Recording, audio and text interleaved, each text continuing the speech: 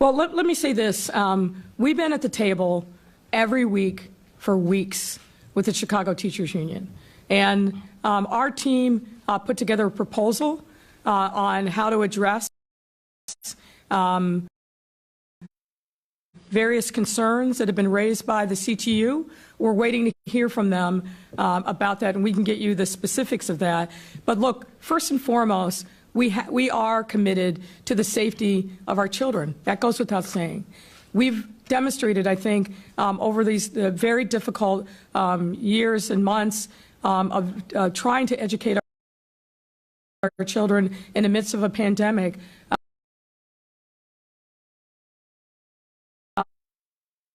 A couple of things.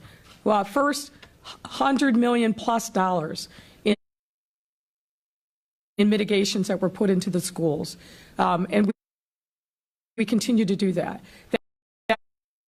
That's everything from ventilation to HEPA filters in classrooms, partitions, masks, safety protocols. Each school has a safety committee made up of all the relevant stakeholders, including teachers. We expect those safety committees to do their job and raise their hand if they're seeing specific issues. We're going to continue.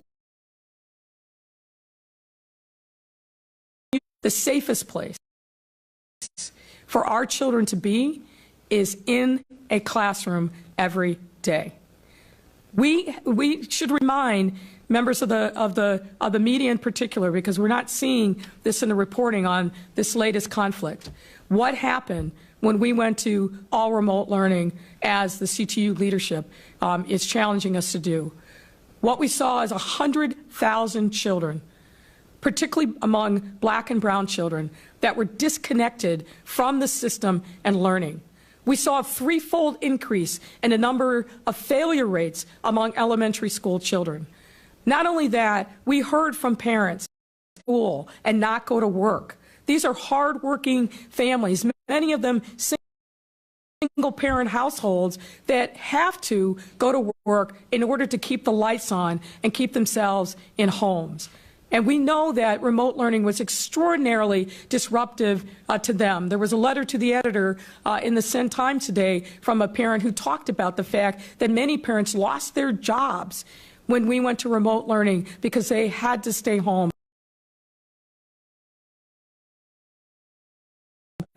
but couldn't afford to lose a job, but lost a job anyway. We also know the social emotional trauma that our young people face was significant because they were disconnected from their social network, from the thing that keeps them healthy mentally and emotionally. I know that firsthand as a mother of a now 13-year-old.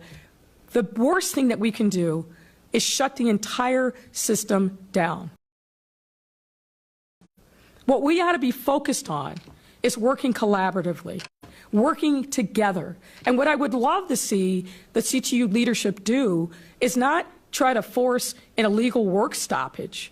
What I'd love to see them do is work hand in glove with us to get our kids and their families vaccinated. And the thing that's different now than about previous times where we've seen surges is we have Omicron differently. Meaning it's not one size fits all. We're in a world where there are some schools where a significant portion of the student population is vaccinated. To act more tactically, strategically, and target the resources where they are needed and to support those schools that are having challenges. We know that this is disrupted. There's massive community spread of the Omicron variant. But where it's affecting people most, and the data is laser focused on this, is the people who are unvaccinated. So where we should unify is around getting the message out to parents that they must get their children vaccinated. When we closed CPS for a day, when vaccinations became available for 5 to 11-year-olds, CEO Martinez said this, and I believe it's true. It's an investment not just for this day, not for this moment, but for the entire school year.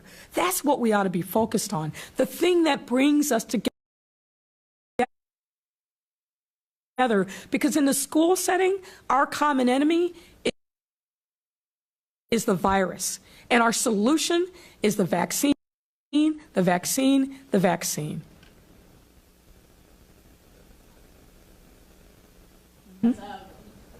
Yep.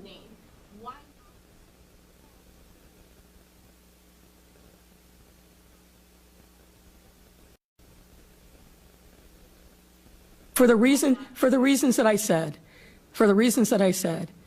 if we pause, what do we say to those parents who can't afford to hire somebody to come in and watch their kids, who can't ship their kids off to some other place? What do we say to those students who are already struggling? You know, I want to emphasize that back. We're about 85% recovered, either kids have graduated or we've reconnected with them. Why on earth, when we don't need to pause, would we pause and risk falling back into the same old trap? Achievement gaps are real, and they are affecting kids of color at an exponential rate. So anybody who's talking about, why don't we just pause? This isn't college. This isn't some other business where you fully function without the need of support. We're talking about 5-year-olds. I remember going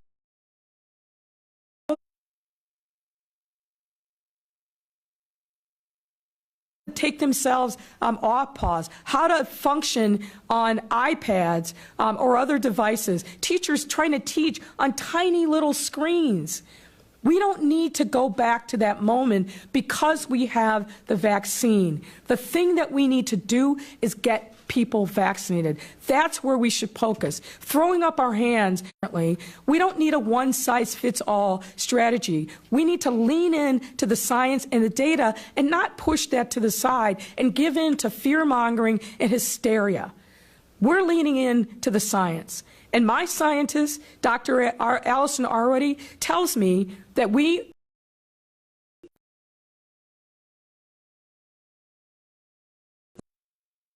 the schools are safe. There's no reason to shut down the entire system, particularly given the catastrophic consequences that will flow. 1 week, 2 weeks, it doesn't matter. That's not where we need to be spending our time and energy. We need to be working together and get our kids vaccinated. We need to support those families that are seeing challenges, and that's exactly what we're doing. We're getting them additional testing resources. We're getting them masks. We're doing everything that we can to educate them. But right now, what we need to do is make sure that we have a healthy system and keep it open, because that is what's in the best interest of our children. Study after study has shown that, both of CPS, of the Archdiocese schools, and across the country, schools are safe. They're not a significant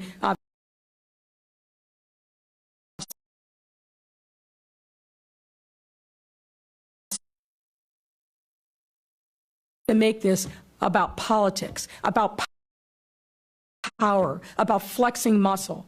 This has got to be about our kids. And if you're not hearing children and families come out of the mouths of people who are pontificating about what should happen in this moment, then you know what their truth is. It's about something else. For me, I'm going to be on the sides of our kids and our parents and our families and make sure that we're doing everything we can to support them. And I know, based upon the data, based upon our experience, the best place for our kids to be, because the schools are safe, they have their masks, there's social distancing, there's partitions. The best place for them to be is not left to their own devices, not left out on the street. It's to be in a classroom that we know is safe.